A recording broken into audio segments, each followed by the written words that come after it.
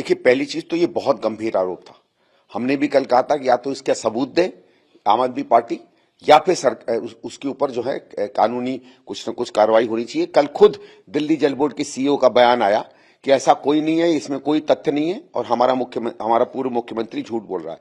मुझे ये लगता है ये बहुत ही गंभीर आरोप है। आप किसी सरकार पर अगर नरसंहार का अगर आप आरोप लगाते हैं, ये बहुत गंभीर है। मुझे लगता है इतना गंभीर आरोप आज तक किसी सरकार पर किसी व्यक्ति ने हिंदुस्तान के इतिहास में नहीं लगाया है। मुझे समझ में नहीं आ रहा है इस पर कार्रवाई क्यों नहीं हो रही है।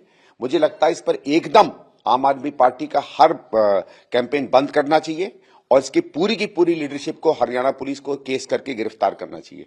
अगर आपने किसी पर नरसंहार का आरोप लगाया तो अगर सबूत हो तो सबूत दीजिए, नहीं तो इससे घबराहट फैलेगी, पैनिक फैलेगा, द्वेष फैलेगा, जिसको हम कहते हैं भाईचारा टूटता है। ये सारे के सारे चार्ज लगने चाहिए।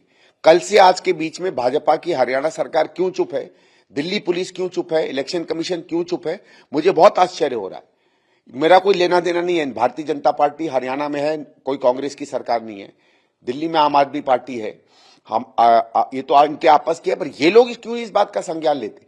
आप एक चुनी हुई सरकार को कह रहे हैं कि जहर मिलाएगा वो, इतना गंभीर आरोप आप कर रहे हैं। और आम आदमी पार्टी का पता चल गया जल बोर्ड के सीईओ के बाद कि आप किसी भी हद तक झूठ बोल सकते हैं। ऐसा आदमी सरकार तो छोड़िए, विधायक के लिए भी क्यों चुना जाए, कॉर्पोरेट के लिए भी क्यों चुना जाए। अरविंद केजरीवाल जैसा आदमी भारतीय राजनीति में हस्तक्षेप करे, उसमें क्रियाशील हो, ये भी मुझे लगता है गलत है। इतना घटिया आदमी हिंदुस्तान की राजनीतिक परिप्रेक्ष्य में कहीं होना भी नहीं चाहिए। बट ये तो पूरा नैरेटिव ही होने जैसा, करने जैसा है कि पानी का कमी होना, पानी का गंदा आना, उस नैरेटिव से अलग कि पानी में तो जहर मिला नहीं। देखिए, पानी गंदा क्योंकि आपने किया है और कई दिनों से दिल्ली में पानी नहीं मिल रहा है लोगों को, उसके लिए आप इतना बड़ा झूठ बोल दें कि जहर क्योंकि आ रहा था, हम जहर की सफाई कर रहे थे, इस कारण से हम पानी आपको नहीं दे पाए। दिखाइए कोई एक्टिविटी, दिखाइए कि आप जहर साफ कर रहे थे। आप वो मापदंड बताइए जिसमें आपने जहर चेक किया हो, कौन सा जहर था, क्या जहर था। आपके खुद जल बोर्ड के सीईओ कह रहे हैं कि ऐसी कोई खबर नहीं है। मतलब आप बिल्कुल सफेद नीरा झूठ बोल देते हैं और फिर भी ये आदमी सड़कों पे घूम रहा है। मैं आपको बताता हूं, कल को कोई आम आदमी अगर अपनी सरकार पर नरसंहार का अगर आरोप लगाएगा तो अगले दिन ही वो जेल में होगा, उसको सड़कों पे घूमने नहीं दिया जाएगा। तभी मैं कह रहा हूं, मुझे आश्चर्य है, ये अराजकता का माहौल है क्या? ये हम किसी जंगल राज में रह रहे हैं क्या? क्यों नहीं हरियाणा सरकार इस पर एक्शन ले रही है? क्यों नहीं दिल्ली पुलिस इस पर एक्शन ले रही है? इलेक्शन कमीशन जो हर छोटी मोटी चीज पर कूद पड़ता था, कहां गई वो आज?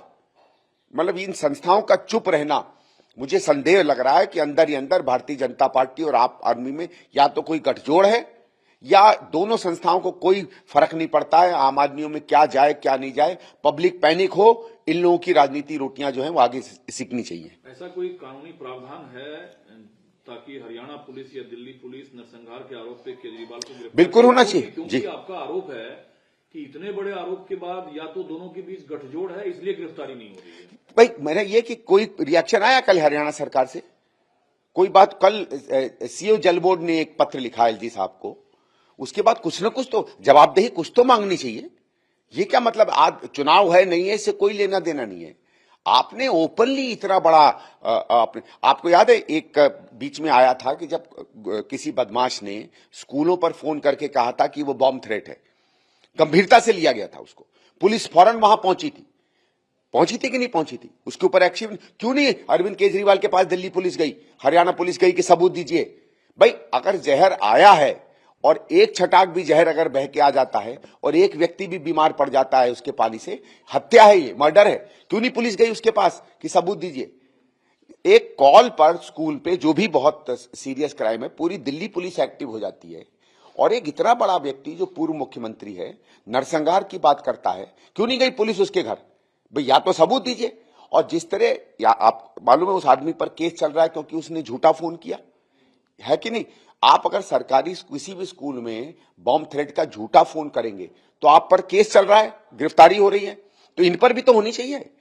ये अगर या तो ये बात सही है कि जहर मिलाया गया, और अगर झूठ है तो जिस तरीके से उन पर केस चल रहा है जिन्होंने बॉम्ब थ्रेट झूठा दिया था, इन पर भी केस चलना चाहिए।